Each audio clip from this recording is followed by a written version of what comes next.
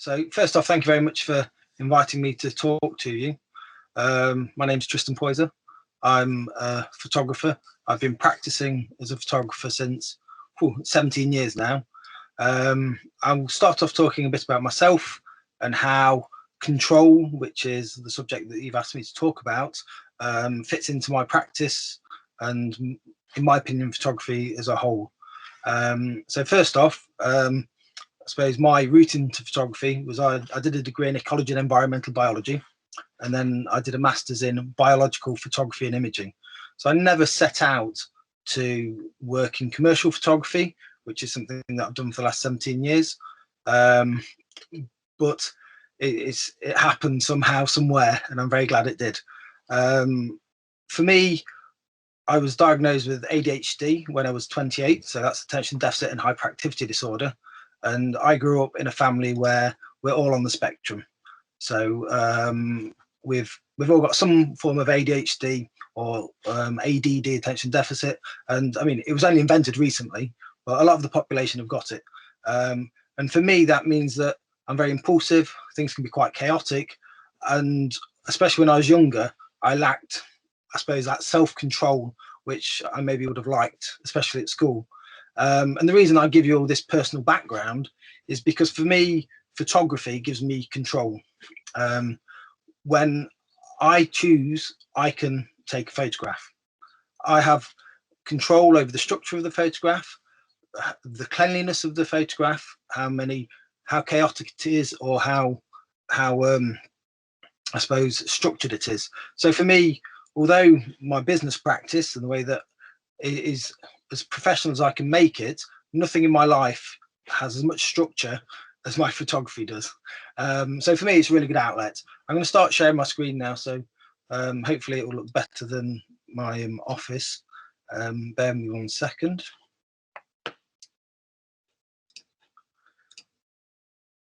Excellent. So if you can just nod for me if you can see that picture. Wonderful. So I've opened with this picture because this is a nod to my my background in ecology and my interest in biological photography.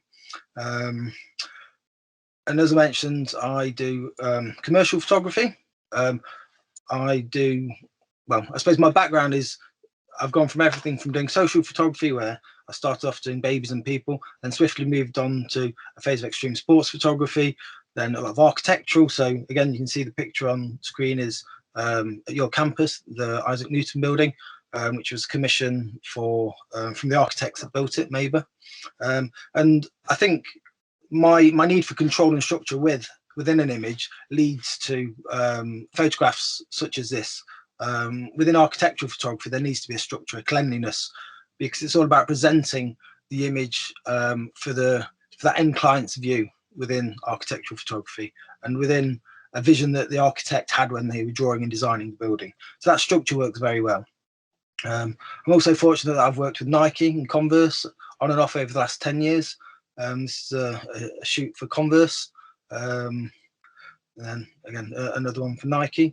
Then about probably 10 years ago, I realized that for me, making pretty pictures for clients wasn't enough. I wanted to start making work that was more about myself, the things that I was interested in. So which leads me on to my next project. Well, I suppose my first proper contemporary project, and that's where the control element really comes into its own with regards to the work.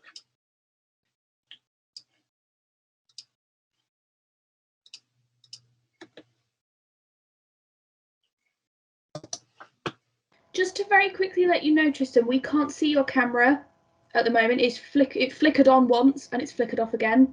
Okay. At least on my screen.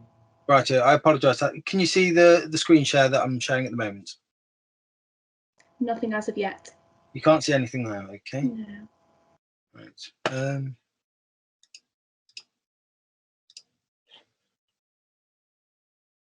Again, technology is great. So hopefully you can see my screen now. Can you see that? Just seeing if it can load, if it loads in, because at the moment we haven't got anything. I can Oh, see. there we go. It's coming. Sorry. Sorry, Clem. It must be my Wi-Fi running slowly. No problem. So as I was saying, about 10 years ago, I felt the need to start working on contemporary projects and making my photography not just about my clients or their products or services, but more about what I was interested in. And I suppose I resorted back to my interest in the environment and conservation, which stemmed from my ecology degree. I was fortunate to go to China traveling, and I went to a UNESCO World Heritage Biosphere called Zhoushaigou National Park. It's the Chinese equivalent of Yellowstone in America, I suppose. And for me, going to the park was a frustration. I realized that I was judging everything with my Western culture, my Western perspective, and in China with their Eastern perspective, a totally different way of looking at things were very different. At the national park, which you can see photographed here, there's signs everywhere showing you how to walk, showing you how to behave in a national park. And for myself, growing up on the edge of the Peak District, it was an alien concept. I couldn't work with that.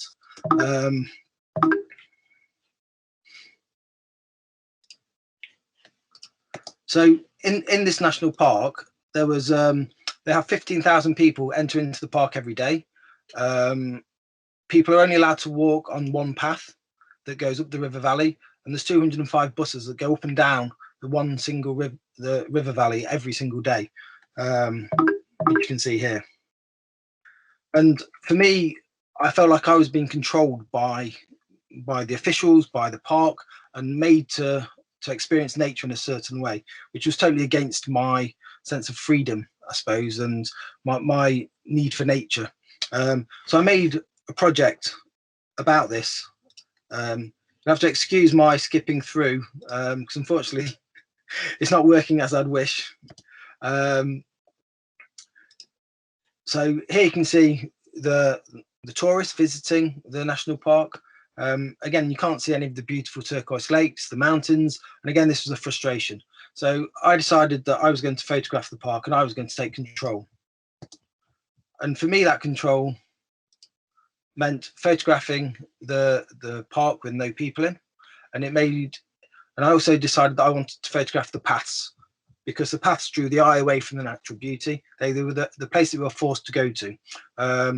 So I photographed the paths with no people in, but at the same time I recorded the sounds within the park, and so created a conflict between the need for nature and this mass tourism which was happening.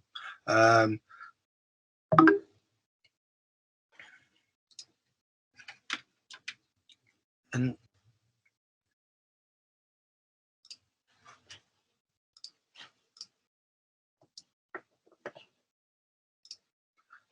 again, this is another example of those paths.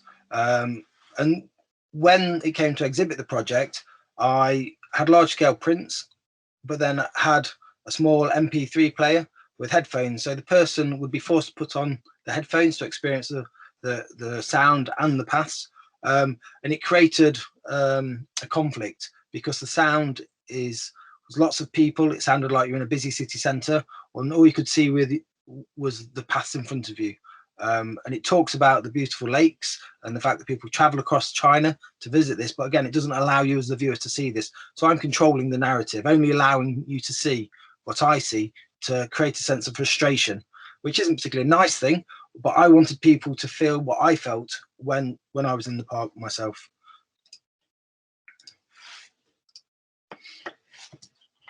And here you can see an example of the install. So you have the picture and then the MP3 player and the headphones.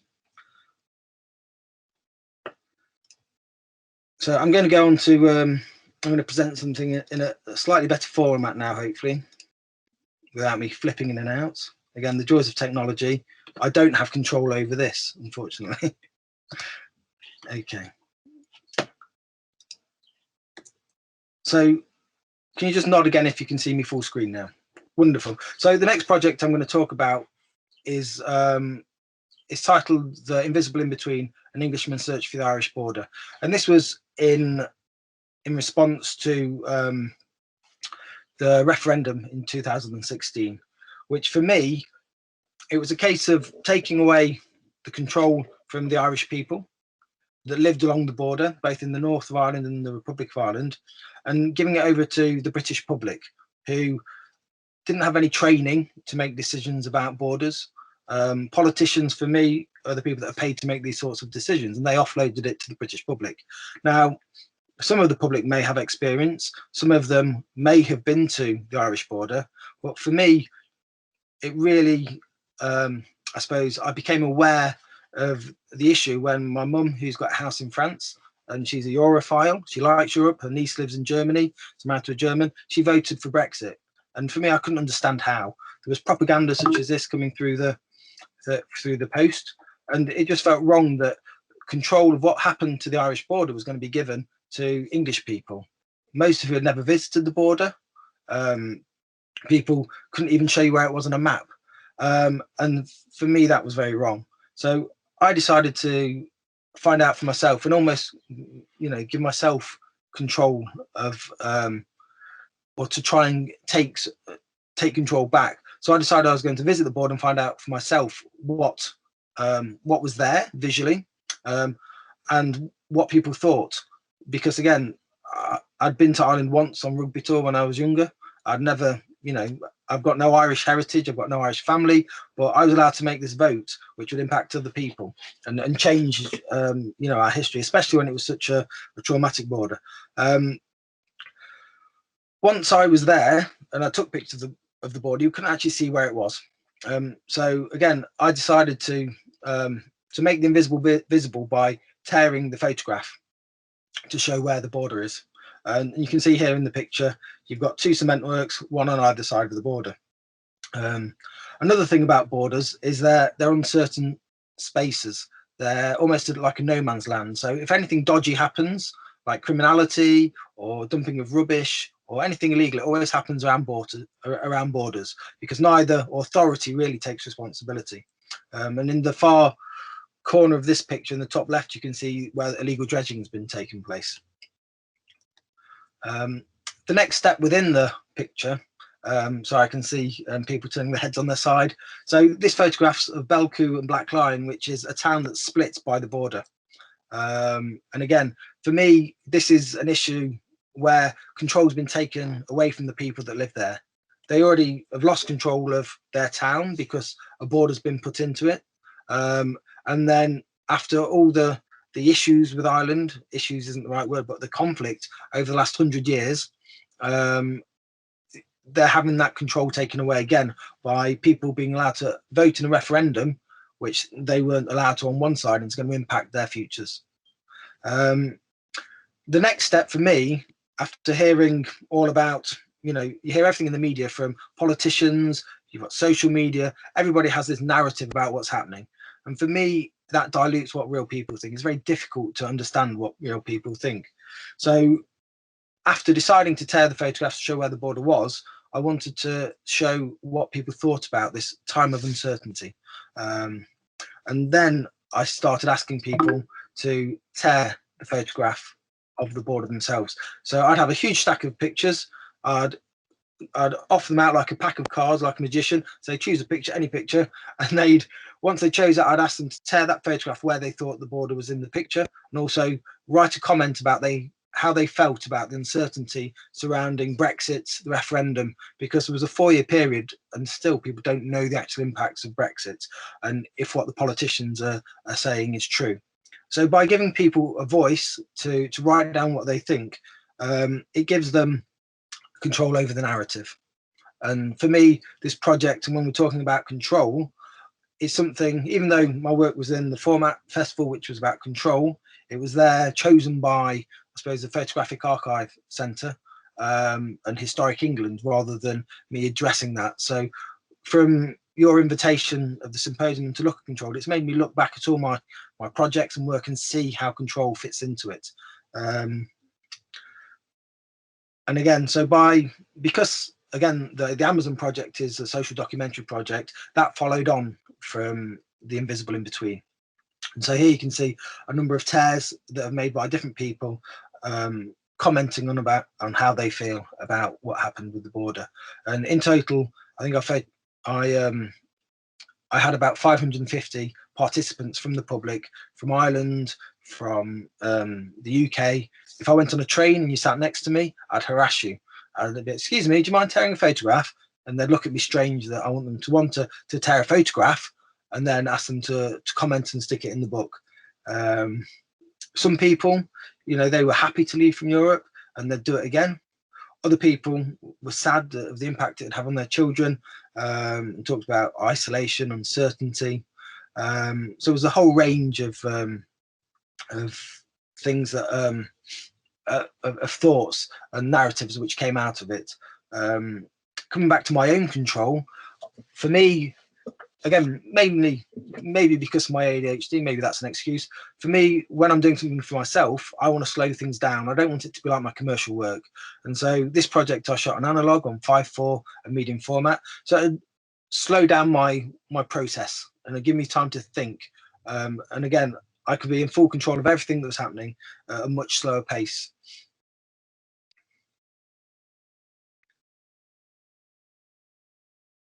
So I'm just going to go through a few of these participation pages so you can get a feel of what people were saying. Most of them are very depressing because not that many people, I suppose, who I spoke to in my liberal bubble were for Brexit, I suppose.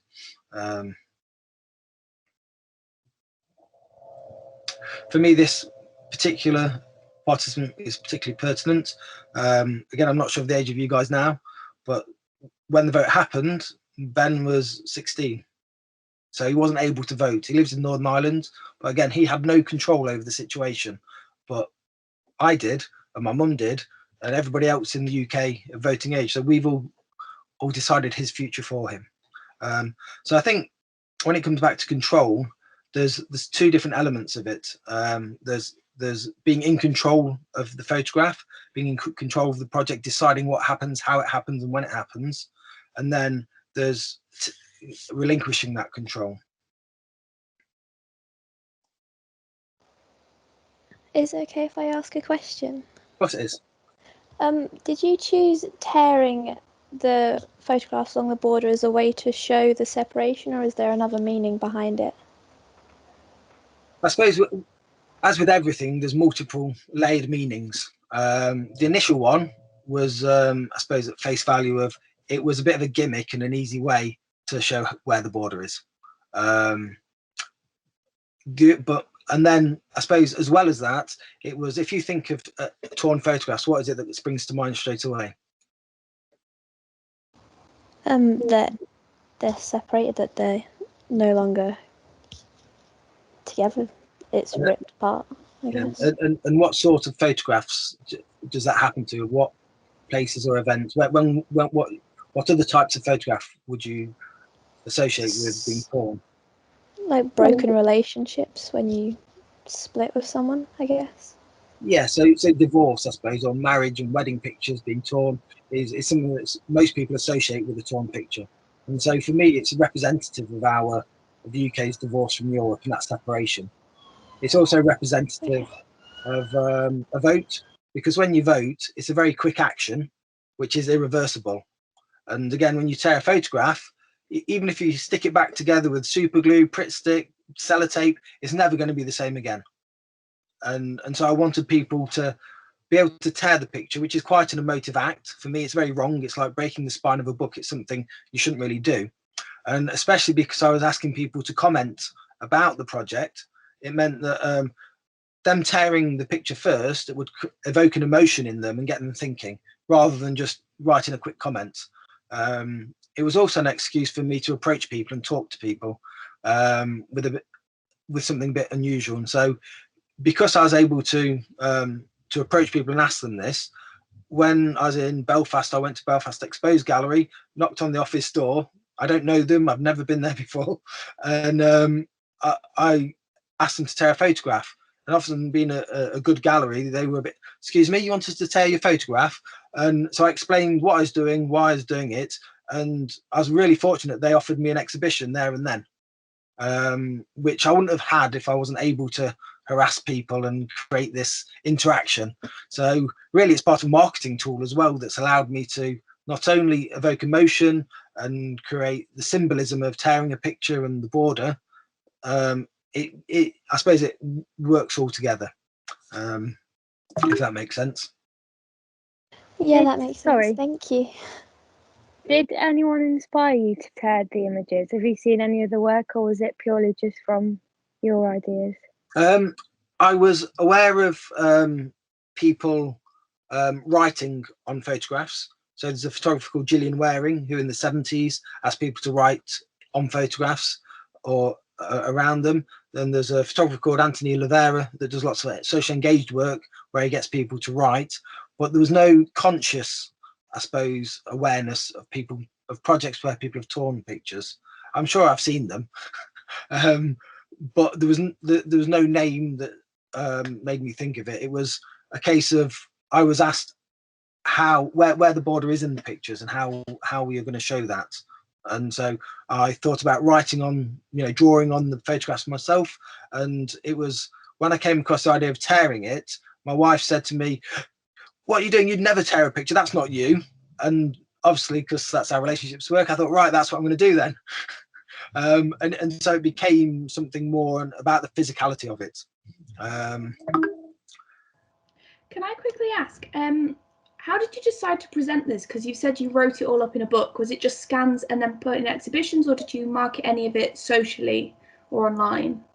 So I suppose coming back into the control aspect, all the way through my career, because I don't have any formal education in contemporary photography or the history of photography. I've got my biological photography masters, which is, it's a nice tick on the CV, but I didn't actually learn anything about photography other than how to take pictures of wildlife for identification or down a microscope. So I've always done career development workshops to try and, I suppose, do an unofficial MA in photography. And it was one of these with Grain Projects, who are based in Birmingham, where one of the mentors or photographers was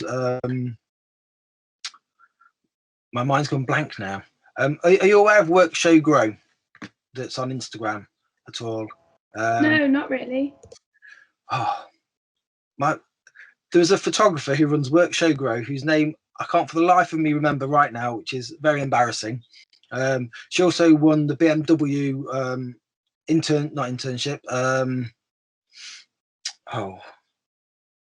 artists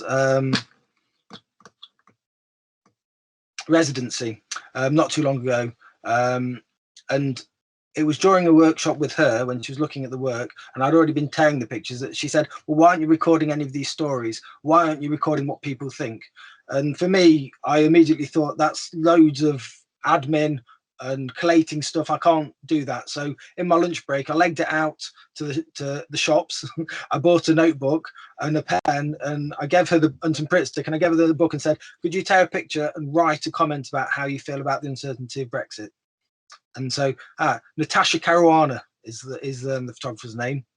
And so she was the first person to both tear a picture, stick it in the book for me, and then write the comment. And so by doing that, I think I've got 6 or 7 notebooks now, people were collating the work for me, and I didn't have to worry about that organization.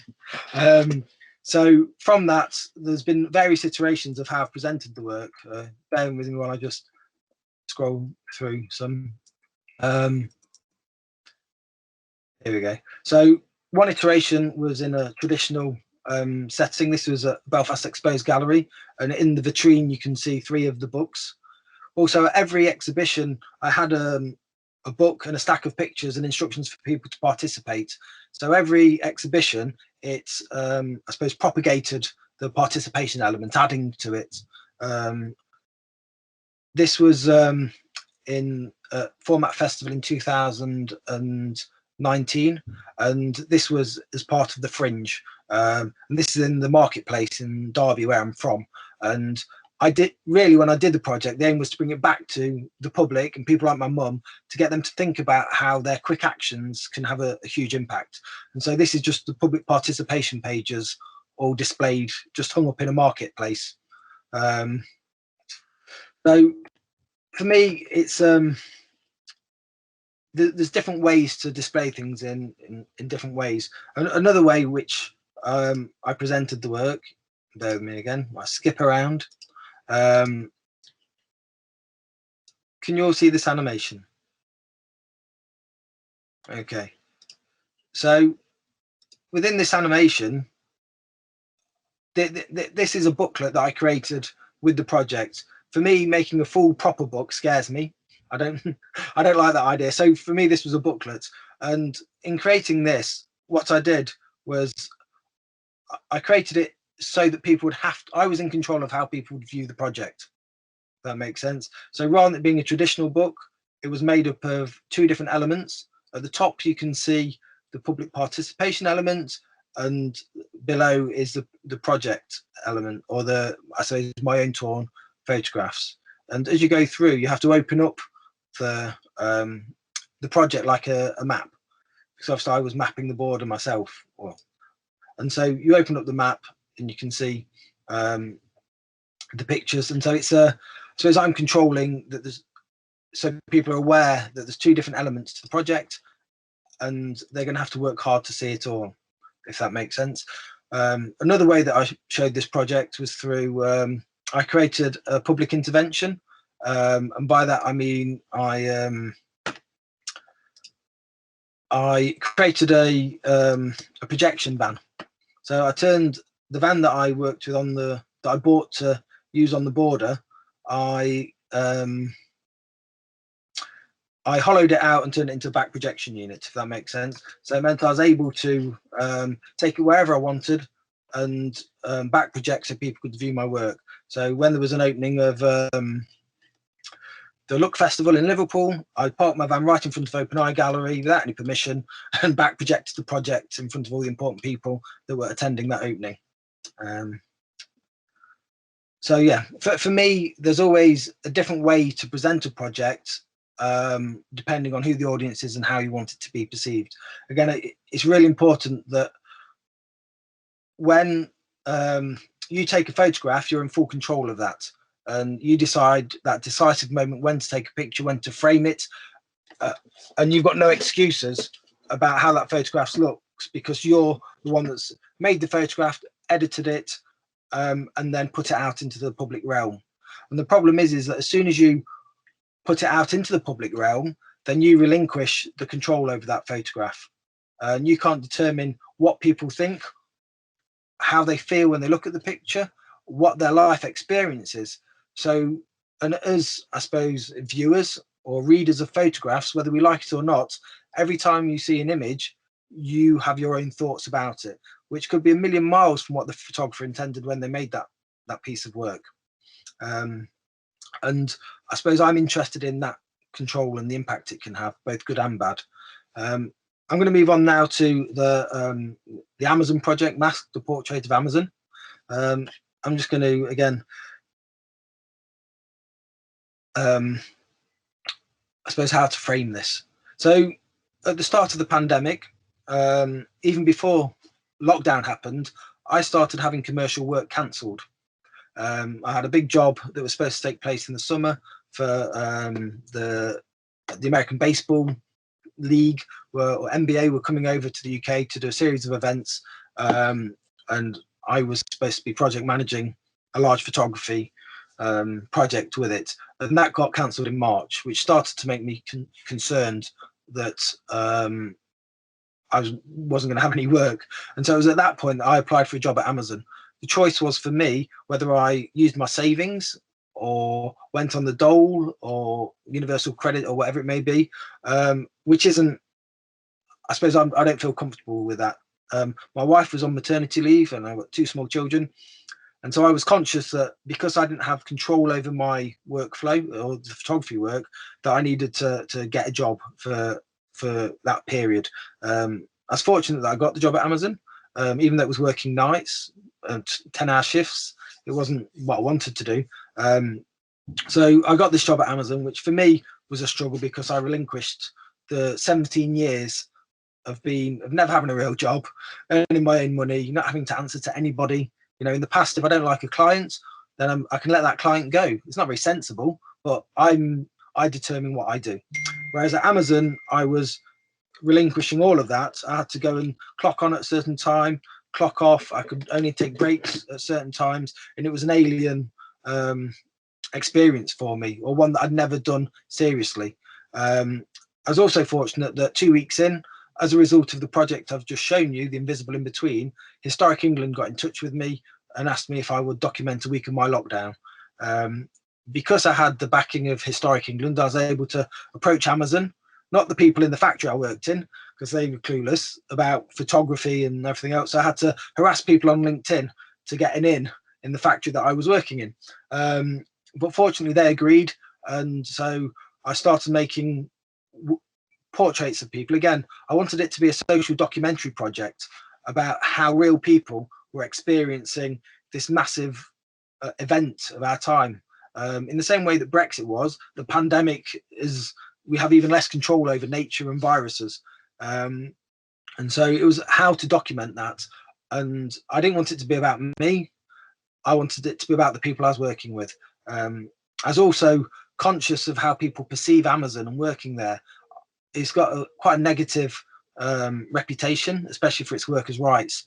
And my experience of working there was nothing like the media. I don't know how it is in America, but for me, it was great to work at. It was, the work wasn't necessarily interesting, but you worked as hard as you wanted.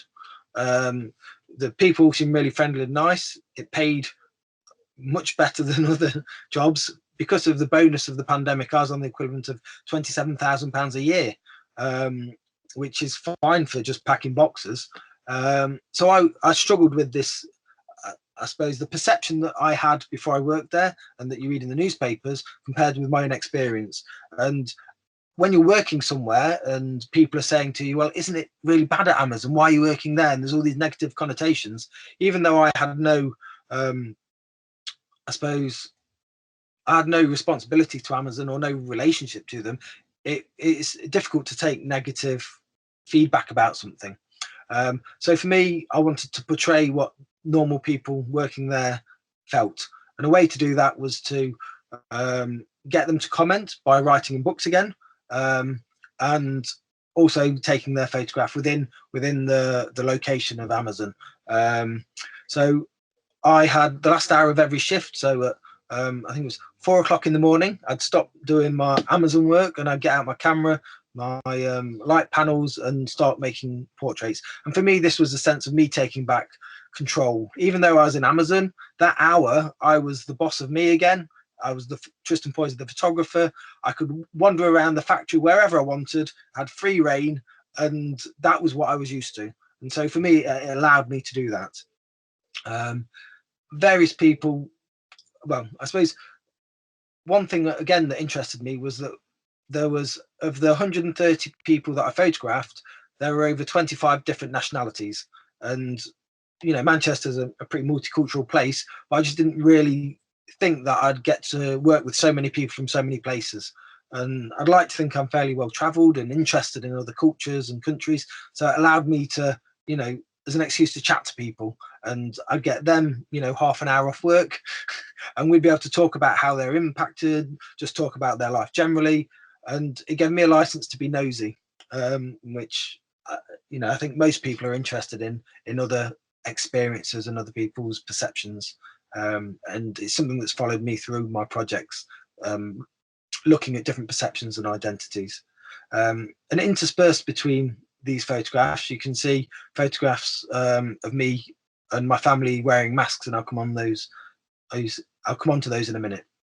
The stories that people told were everything from missing the 5 to 6 episodes of Coronation Street or EastEnders every week, which is quite light-hearted, and I suppose that wasn't my personal experience of lockdown, to people like Gary, who's pictured here. He's deaf, so he struggles to communicate with people in the factory because it's very loud, and obviously they've got face masks, so you know it makes lip reading impossible. Also, his mother died of COVID very early on in the April, and so I wasn't expecting him to say that when I spoke to him. So it really hit home just how the pandemic has impacted different people in different ways.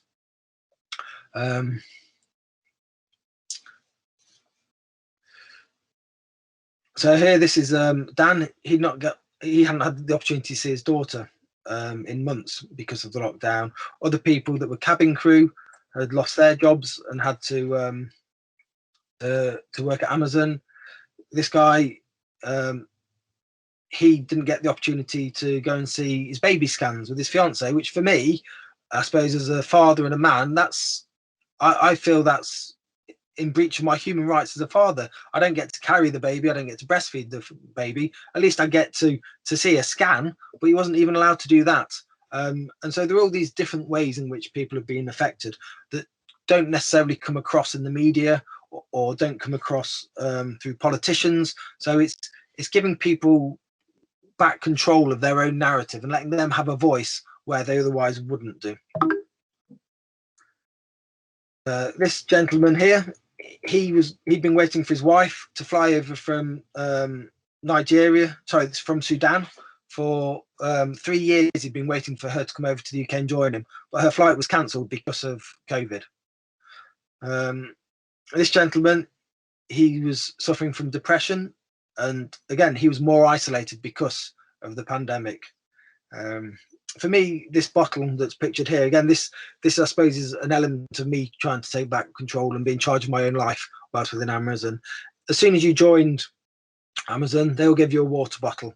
All of them are identical, and for me, I struggled with keeping track of it. So when I got home, I gave it to my daughter, who again was struggling with the concept of daddy not being a photographer, going to work at Amazon, not being awake in the daytime because I was working nights. So I asked her to decorate the bottle to, I suppose, so I could tell mine amongst the other 1,000 in the factory. They were all left littered about, but I never lost mine. I always knew where it was because my daughter Amira had decorated it for me. And that leads me on to the photographs which show myself wearing the 64 masks, which was the lead image for one of the exhibitions at Format Festival. Once I'd finished at Amazon, I had time to think about, I suppose, the pandemic, how it had affected me, how working at Amazon had affected me, and what I thought.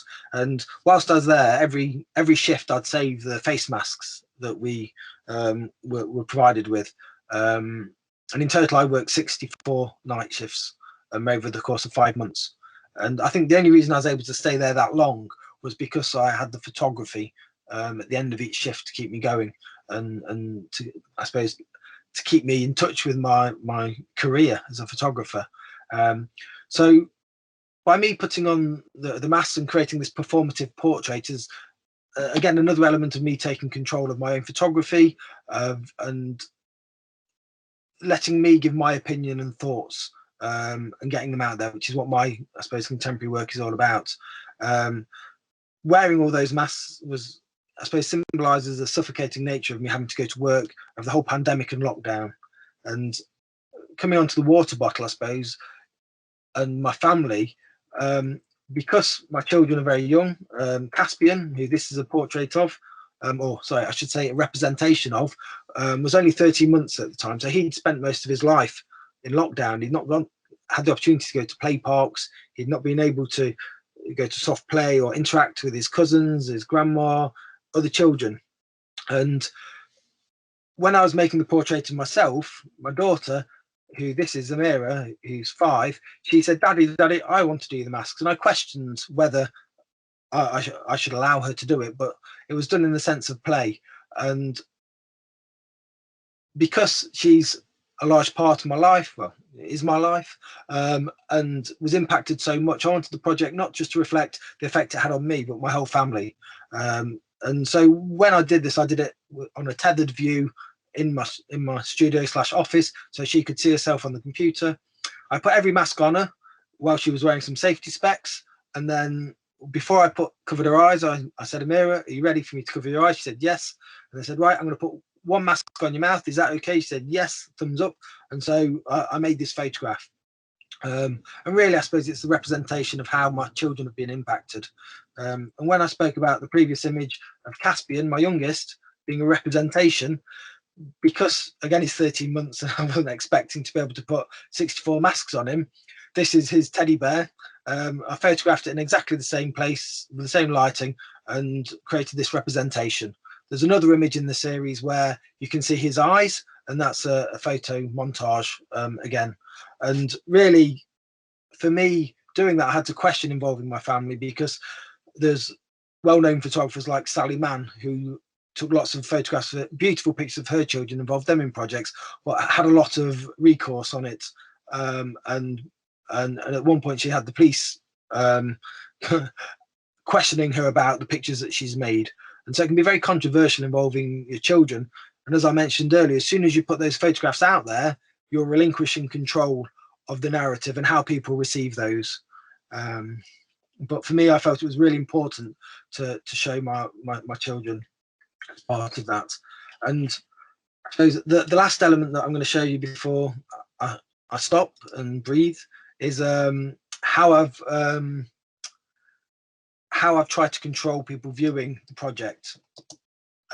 So I'm fortunate that I did a critique with Dowie Lewis, the publisher, and Dowie asked me, well, what are you going to do with it next? And I said, well, I want to exhibit it. And he said, well, what about a book? And I said, I don't like doing books. I'm scared of books. The talks that Dowie's given me has scared me of books, because he always tells talks that to publish a book, you need £10,000. And so that scares me. But what he did say to me is, why don't you see it as a marketing tool, which appealed to my commercial brain. And I understand marketing. I don't understand books and things. So he suggested that I create a limited edition presentation box and launch that at the same time as the festival launches. So what I did, well, I took his advice and I did it in a way where I only needed to create one. And again, with those of you that are doing projects or exhibitions at the moment, you only ever need to show your picture in one place and have a photograph of that being exhibited and somebody looking at it, and you've got a document of an exhibition. You've got a tick on your CV. So for me, this box, I only had to buy one of them to actually to make the marketing for it and to show that I'd done it. I did a limited edition of 50, or said that I would, not expecting to sell it. Fortunately for me, Dowie then made an offer to promote it on his website as a project he likes, and I sold 20 of them overnight after his first mailer. But because I went to the extremes to make a nice object, it meant that I had to hand cut the yellow inserts from GF Smith, which I decided to create. I had to cut the belly bands, which I decided to make. I had to print off each individual label, which I created, which is, it tells you at the top, you'll see 1 of 50 in the top right corner. So each is editioned individually. The QR code takes you to my website. So I had to do all of this work to allow people to, well, one, to fulfill the orders. But the reason I've also done it is so that I control how people view the project. So first of all, it appears like it's an Amazon parcel. Well, a very posh one, I'd like to think. It's got a belly band on it, so you have to remove that. It's not an easy process to view the image, and it adds to the performative nature and the experience of viewing the project, giving it more gravitas. It opens with a letter from Boris that everybody got, followed by the letter from my recruitment agency saying that I'm a key worker working at Amazon. I don't think that I was a key worker or should be allowed special privilege at the start of it, but that's what they were given. And then you open it up to find another belly band, and then there's this photograph of a floor poster. So these were stickers that were all throughout the Amazon factory where I was working. And again, you have to open that belly band to be able to get into the project itself. And then there's 30 different selected images of a range of I suppose associates and their views and feelings, followed by my own interpretation and reflection of the project as an artist. And then once you've gone through all of that, at the bottom you'll find a description of the project and then a list of the plates and a description of each person. And by putting that at the very back of the stack, it means that people have to look at the images with no context, and then they find the context in the description, which will make them go back through the images, and they'll have to look at them twice rather than looking at it once, or not even looking at it properly and sticking it on the shelf. So for me, I'm controlling the way that people are viewing it as much as I can. All right. So I'm going to take a deep breath now, pause, let you guys have a breath and open it up to questions if any of you have any. I'm sorry, I'm not going to let you breathe because I've got a question that follows on to this. Also, I'm assuming you can see me now. We can't see you, no. Okay, bear with me. All right. There we go, we can see you. Wonderful. Fab. How did you find asking people to be photographed in this? What was the process like, and how did you manage to get so many volunteers to do so? I suppose for me, I don't like asking people to have their picture taken, if that makes sense, unless it's in a commercial environment. I always think that I'm not a portrait photographer, but looking back at my work, this is the second portrait project I've done that's self-defined. So with the Irish project or the border project, I chose not to make people's portraits because I felt as an Englishman on their border, I was asking too much of them. I didn't feel that they owed me that. Within Amazon, because I was commissioned by Historic England, who were my clients, I felt that I had permission to ask anybody anything. And also I had the added incentive that people would get half an hour off work.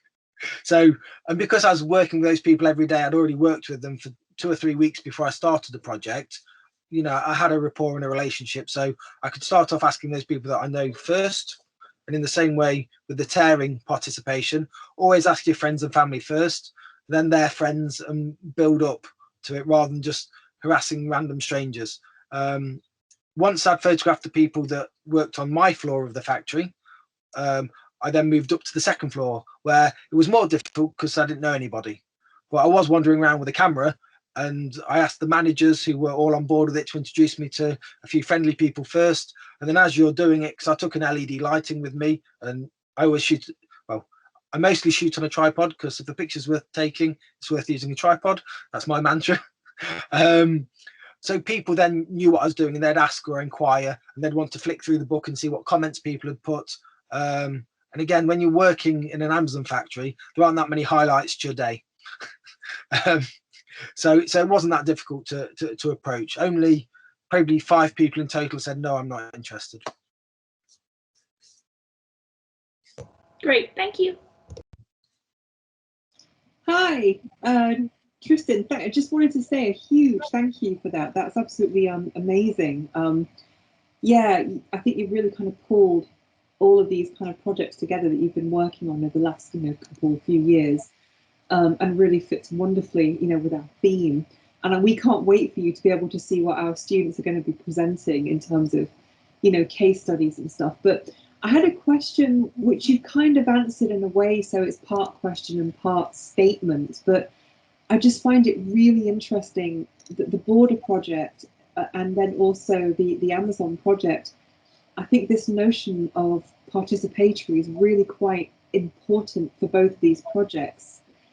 And I suppose the question around there was, how important has it been for you to be able to have these people engage on both of these projects, but also it adds such a personal narrative to what is just so, in terms of capitalism, in terms of, huge things that we're thinking about, and then these kind of real personal stories, individual stories, humanity, I just think, that really, really kind of touched on me. So how important was it for you to kind of have this participatory element, as opposed to just directive when you're just creating something yourself? Because it's definitely, I think, sort of changed it and made it kind of grow, hasn't it? Yeah, it's a great question. I think it's really important. I see it, for me, again, I've been working for a long time commercially, and it's taken me, as I have imposter syndrome, the same as most photographers or creatives.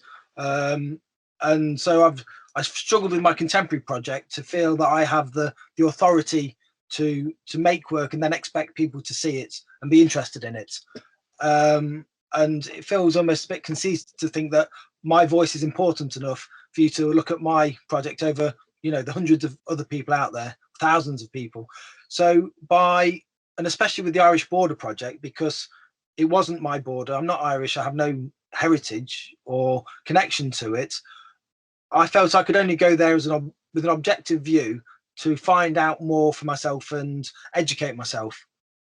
And then I wasn't able to talk about the conflict of the border. I wasn't able to talk about the Brexit going forward because I don't have the knowledge. I don't have the understanding about it because I've not researched it. And because I think of my science background, I feel that you need to be an expert to have a voice about something. So by me offloading responsibility to the public and facilitating that narrative, and facilitating my own curiosity, really, I was able to create a project that's about our time and about these important events, but I stepped back from it in that sense. But when I say I have my cake and eat it, the photographs which I tear myself within the invisible in between, I was very indulgent. I took them on 5:4. I got them printed at Spectrum in Brighton, so beautiful archival prints. I was lucky enough to get a short-term residency at the Gallery of Photography in Dublin to use their scanner. So it was all, for me, I was making beautiful prints. Okay, I was tearing them, but that was myself as a photographer or artist getting to put my work out there. And then the public participation was making it interesting for the people. And in the same way with the Amazon project, which obviously follows on for that, and it's progression of this social documentary, which I never set out to do. That was, it was about that. It was continuing the social documentary element, but then after I left Amazon and created the performative portraits, that was again about me again, and allowing me to contribute to the project and have my own reflection and interpretation. So for me, without the participation, it's not that interesting, as in, or I don't feel that other people find it that. But by having that in my own reflections, I get to have the best of both worlds about creating a record for history. And by looking at photographers like John Darwell, or John Davies, Martin Parr, all these photographers which we see every day, they're all showing work from when earlier on in their careers. And so for me, I see this as my pension, or that it might not be interesting now, but because I'm documenting historic events from a certain perspective and have that public narrative, it allows, hopefully I'll be more interesting in the future than I am now, or this work will be. That's a collaboration. No, that's absolutely fantastic. And yeah, I see where you're coming from in terms of historical and kind of you're creating this archive, but it's also the way that you've been presenting this work as well, and the different ways of presenting, which are creating their own kind of archives within themselves, and then how that will just continue to engage with different audiences. So I'm very interested in what you're thinking of next, what you might know what you're doing, and what you might not know what's around the corner. You've kind of opened this massive, quite beautiful can of worms, which seems quite organic in a way. But yeah, just really, really interesting stuff. So yeah, thank you so much. Thank you. I suppose just in response to that last, statement, because I'm not sure if it was a question. With going forwards, for me, because I've looked at the Irish border, and it's become more about my own identity. We all know that everything we do as a photographer, as a self-portrait, in some ways it's autobiographical. And by looking at the Irish border, I'm analysing myself as an Englishman and about my own English identity. And I suppose I don't feel the same pride in the St George's Cross or the Union Jack as, say, somebody like an Irishman will over the tricolour, or a French person over the tricolour, or an American over the American flag. And so I'm analysing my identity as a white middle-class Englishman. And for me, the next step would be the invisible in between, an Englishman search for the Scottish border. And because of its relevance to the whole independence debate, and then it would be a shame not to do the Welsh border. And so it becomes more about my own identity and exploring that through others' eyes. the other good thing about it is I was able to, again, it's me being self-indulgent, I'm able to speak with other creatives and get them to participate with me. So with the Irish one, I consulted with a writer called Garrett Carr, who'd written a book about the border. I walked part of it with a poet and writer called Conor Callahan, who was from the border. And again, with the Scottish border, I'll try and work with people from other mediums or work in different areas and learn from them. And so I have that, I suppose, not authority, but I get that first-hand experience. So it's all about me doing things I like, wandering the landscape, chatting to people about their work. And if that allows me to continue by making, doing the social documentary element alongside to make it more pertinent to the rest of the world, obviously I'm interested in that too. I'm being a bit flippant, but yeah. So, but then I do question: do I just have to keep doing social documentaries now? Is that me? Because my interests are so broad and varied, I suppose. I don't think it would be. I mean, I come from a commercial background as well, did it for 15 years and just got burnt out, as simple as that. But I think as creative people, and this is great for all of you guys about to start your journeys, you're in your second year of university, you've got your third year next year, but as creative people, or as just as humans, we are allowed to reinvent ourselves with ourselves personally, creatively, with our work, especially with our craft of photography. And photography can sometimes include movement and sound. I mean, it can go all over the place. So yeah, I think in terms of projects, definitely, there's that capacity there, but also as creatives and as people, and what excites us and ignites us through that vehicle, that medium of photography and the lens is just, it's so open, but it's just about, I suppose, responding to things going on as well as what's inside of us. It's that external thing as well. So yeah, really interesting. I mean, you've got a lot of new followers now, definitely, for sure. Thank you. Anyone else got any questions? I've got a question on behalf of another student who's had to leave, unfortunately, really quickly. But they've wondered if I could ask, have you found that by taking images where you've had the participation of others, has it changed your perspective on life in any way? Yes. I think the beauty of the participation element is that it gets you outside of your comfort zone. If I was just to ask people that I knew, my friends and family, I'd only have 10 people. I don't have that many friends. So then you have to look further afield. And when I spoke about always having a book, harassing people on trains and planes, that's what I did. Even to the point that if I saw somebody and said to myself in my internal monologue, they're scary, I'm not asking them, I'd then dig a bit deeper and then have to go and speak to them. Because otherwise, how am I showing a real representation of society? And so we all stay in our own little bubbles, and especially online. And so by me, when I went to Germany to see my cousin, I went to the German markets and asked random people with my very bad German if they could to do it as well from that European perspective. When I was in Dublin or Belfast, if there were Japanese tourists, they may not have been tourists, but people that looked like they were on holiday, I'd ask them so they get a world view or see what they know about it. And within Amazon, again, I mentioned this huge range of nationalities. By being able to speak to people from different backgrounds, it makes me take less things for granted.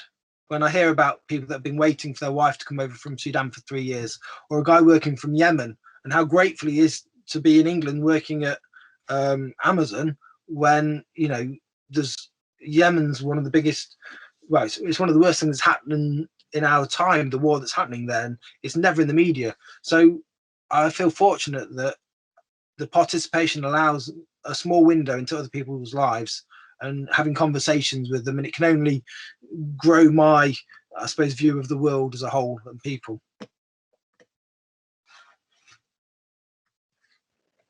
I have another question from a different student as well that wasn't able to come on. And they wanted to ask, when creating marketing campaigns, what do you feel is the most important things to include within your images? Ooh, so as in, if I'm doing a campaign for a commercial client, Yeah, yeah. I suppose that's a bit left field. I've got my contemporary head on. No, for me, when people always know the phrase "a picture speaks 1,000 words." So my marketing spiel to clients, so whether it's an architect or Nike or whoever it is, I always say a picture speaks 1,000 words, but it's important that we ensure the words it speaks are the words that we want it to, if that makes sense. So whenever we look at an image, there's so many subconscious things we think about. As even in the car the other day with my 5-year-old daughter, I was asking her, what do you think about when you see she was asking me what I teach my students when I'm lecturing, and I said, well, we talk about what a picture means to them. And so I was asking her, what do you think when you see the color blue? And she said cold, scared, various sad, which I wasn't expecting from a 5-year-old. And so there's this visual language which we're all aware of, even though we're not conscious about it. And so I think when it comes to marketing images or images for marketing purposes, we've got to tap into those unconscious signifiers. So if we put somebody in the corner of a frame looking to the edge of the frame, generally it's a negative thing, or they're isolated. So there's lots of different things which we can signify within in an image, and often that leads people into trouble. So if you research Benetton and their adverts that they've done over the years, they've always caused lots of fuss or furore because of either conscious mistakes they've made or unconscious mistakes they've made. One, for example, I think it's probably from the 90s. You've got a blonde hair, blue-eyed small infant next to a black infant, and the black child's got what could be described as devil horns. And so you've got the angelic and the devil, and it's the black baby that's portrayed as what we would see as evil. Whether that was a conscious thing or not is only I suppose the creator can determine that. But what they should understand is that it's not about what they think, it's how images are perceived. So again, it's this sense of control. When we put an image out there, it doesn't matter what our intentions were, it's how it's perceived.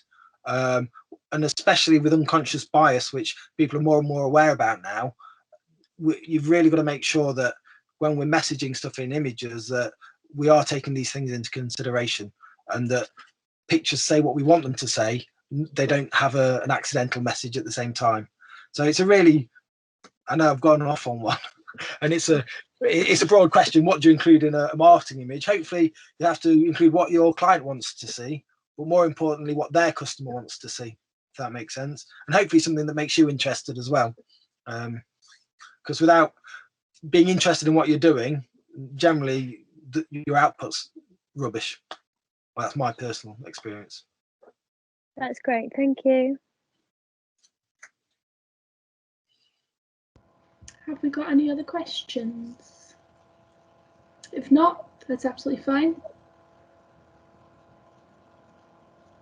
I will take that as a no. We would give you a round of applause, Tristan, but it probably wouldn't work very well over Teams. So which one you do it, Rachel? No. There you go. Thank you so much for coming. Your talk's been very, very fascinating.